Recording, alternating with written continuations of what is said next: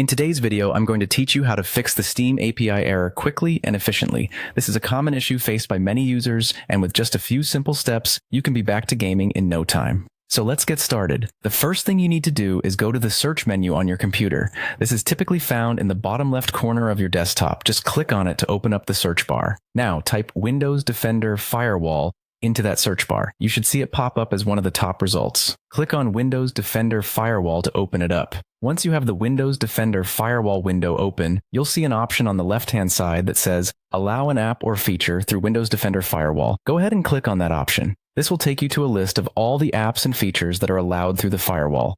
Now, what you need to do is scroll through this list and locate Steam. It's important that you find Steam on this list because we need to make sure it has the correct permission set. Once you've found Steam, look to the right side where you'll see two checkboxes labeled Private and Public. Make sure both of these boxes are checked. This step is crucial because it ensures that Steam can communicate through the firewall whether you are on a private or public network.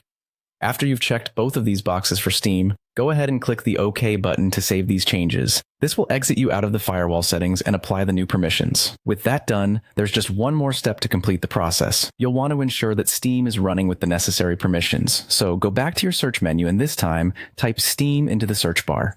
When Steam appears in the search results, right-click on it. In the context menu that appears, select Run as Administrator. By running Steam as an administrator, you're giving it elevated permissions, which can often resolve the API error. There you have it. With these steps complete, your Steam API error should be fixed, and you can continue enjoying your games without interruption.